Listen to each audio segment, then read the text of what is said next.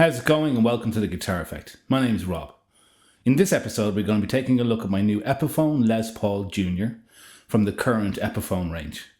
But before we do, as always, I'll ask you to please like and subscribe and hit the notifications bell so you can be kept up to date every time we put a new video out. So here it is, my Les Paul special, which I'm holding kind of upside down and backwards, but you get the idea. So here it is, my Les Paul special. I purchased this, less than a week ago, I'd say, off an ads website here in Ireland. It's secondhand, but it is the current, I think it's a 2019 model. And it's really an interesting guitar. I wanted to kind of try and challenge myself to try a guitar that only has one pickup. And I only have one guitar with P90s, and that's my Epiphone Casino Coupe, which is fully hollow. And as such, doesn't give a really typical P90 kind of sound. So, before I get into talking about it, we should probably take a listen to it. So here it is in a track.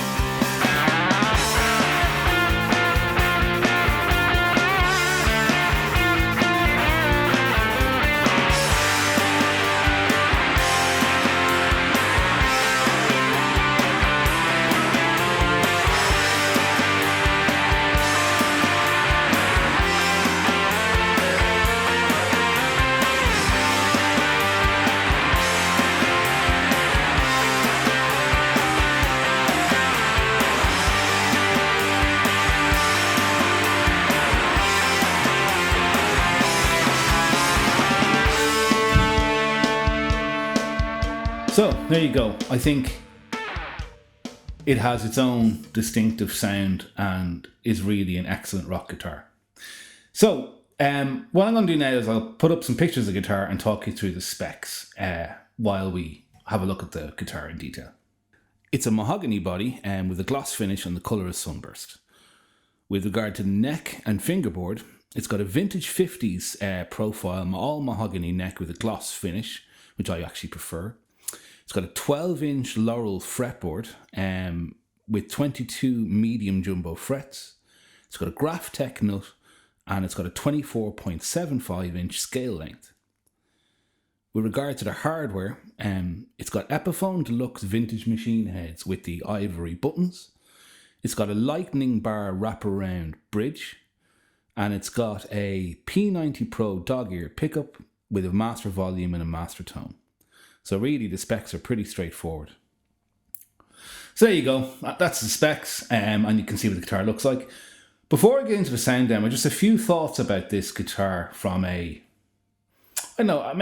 a philosophy or design point of view. So I have it here. I love the finish.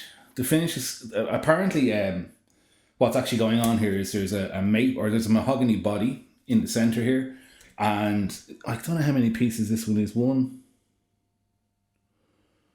It's at least 2, if not 3 pieces of mahogany. And then it's got apparently a maple veneer on the front and back, which gives a really attractive looking grain. And you can see it there in the light on front and back. It really has an interesting grain about it. So in that respect, I think the build quality is really good. I love the idea of the wraparound tailpiece. I love the idea of the P90 sound. And the neck it's a really big, substantial neck in terms of what I'm used to. The only guitar that maybe has a neck that's this substantial would be the PRS SE semi-hollow I have. Has quite a big neck in terms of the width of it anyway. But it's a really comfortable feeling neck. And the one really weird thing I found about this guitar when I got it when I got it, and right now I have the action, and you're not going to be able to see that, but I have the action really, really, really low. Lower than I would normally have action. And the reason is that the pickup, which you're probably not able to see here, but the pickup with the action as low as I can stand it is still like 6-7 millimeters off the strings. And when I got this guitar and I recorded the track that you just listened to, I found at first that it was weirdly kind of what's the word I'm looking for? Low output. And I had to hit a boost pedal most of the time to get output out of it that gave me the sound I wanted. And then it was when I investigated the pickup height. And also, dog ear P90s can't be raised without shimming them. So you can buy a shim where you take out the pickup, you put the shim in, and literally a piece of plastic that's the same shape as a dog ear goes in underneath it and raises it up. So for me, the pickup simply isn't high enough to be non-height adjustable to get the output I kind of wanted out of this guitar. Now, it's much closer now that I've lowered the strings significantly, which obviously lowered them and brought them closer to the pickup. But it was a bugbear of mine about this guitar when I started changing the strings and got into setting it up and stuff. Now, it plays lovely and it's really quick and it works well with low action, but I don't generally have action that's that low. I like a little bit of kind of resistance from guitars that I play. So yeah, I suppose all in all, I'm pretty happy. I definitely think I'm going to keep it. It's got a different sound than any other guitar I have, which is cool. And it also makes you play differently because there's only the one pickup. So let's have a listen to it now, I guess. Okay, so the first thing I'm going to do is just discuss the signal chain before I get into the guitar, right? So guitar into HX effects and then left side into Koch Studio Tone 20, which kind of sounds like a Marshall, and right side into the Hotone British Invasion, which kind of sounds like a Vox. And with no effects on the HX effects and no pedals or anything, it sounds like this. And that's everything up full, okay? So, it's great.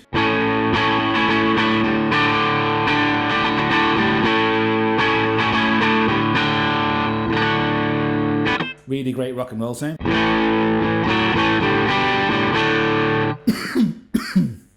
And the picking dynamics are great, so you can...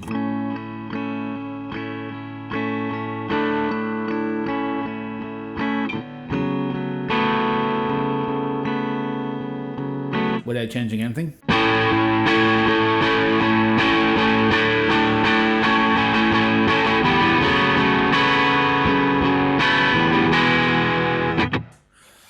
So then you can roll off the tone first of all to get rid of that some of that kind of P90ish top end.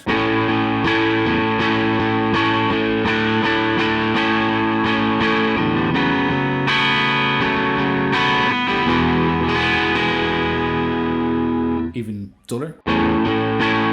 So it's really, you can do a lot with that tone knob. Then you can roll off the volume knob and it cleans up.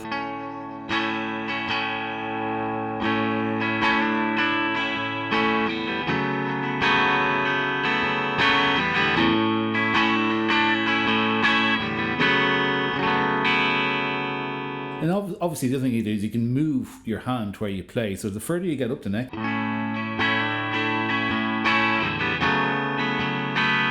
the mellower it gets and the closer to the bridge.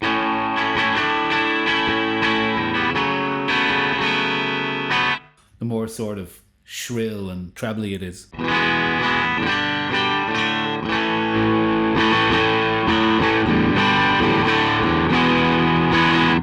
One thing I may do with this guitar is I may replace the volume and tone pots because the travel on them isn't amazing. So kind of all comes in right at the end there.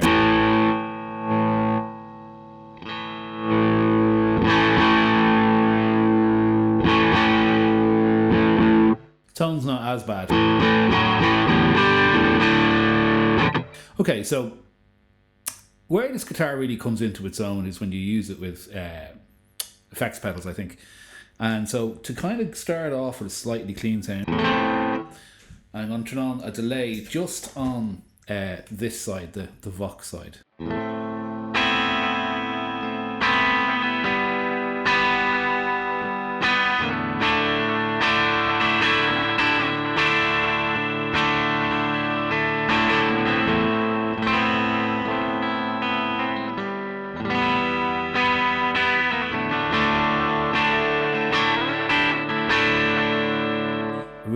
love for atmospheric stuff how much the single coilness and kind of plinky plonkiness, if that's the right word, shines through.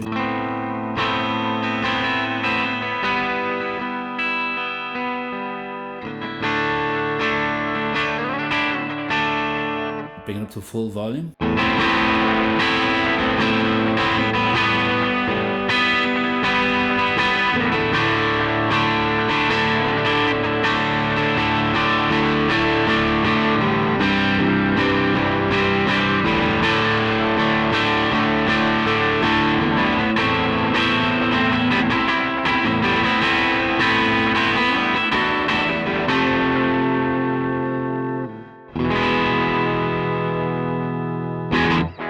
Works great, and that's with volume and tone on full. So I can put on an overdrive pedal and add to that.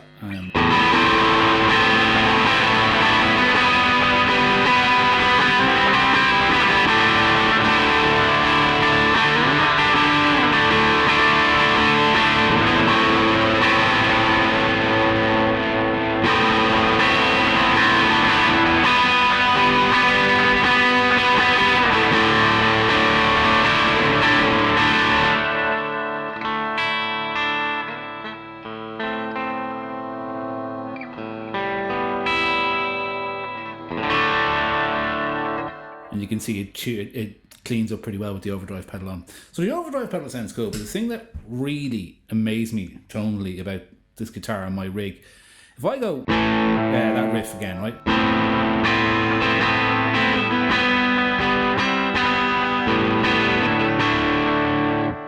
And then stick on a boost.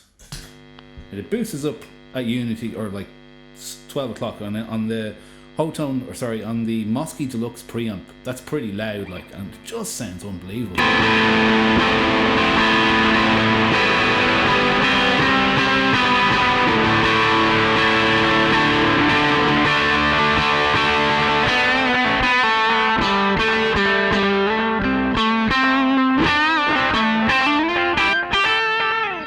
Even when you have a significant amount of gain like that on as well, it doesn't lose that single coilness. I'll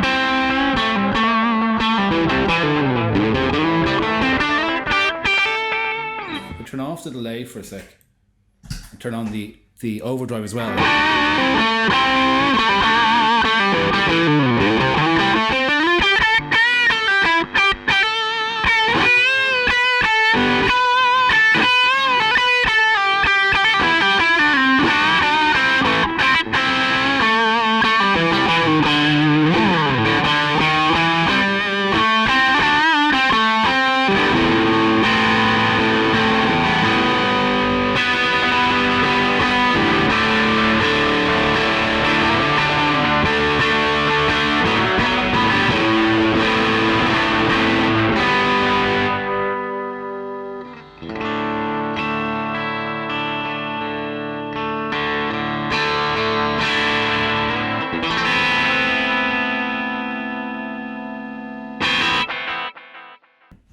So yeah, I think it sounds like a wonderful back pickup single coil sound that has that extra bit of girth that a P90 gives you.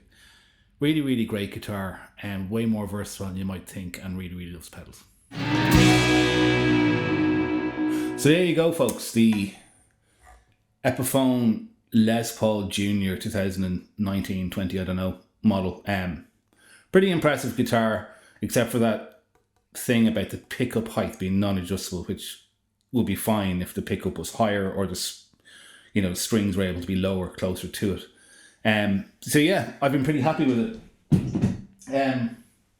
If you're looking for a junior type sound, I'd recommend it. I think it's really, really well made, and I love the little veneer on the top and back. It just is a nice touch. It's a good weight. It's a good feeling guitar. It's really simple. It's amazing how versatile it is with the volume and tone and stuff. So yeah, if you're looking for a single P90 guitar, I think it's a good way to go. So as always, thanks for watching, and please like and subscribe, and hopefully I will see you in another video again soon. Cheers. Bye bye.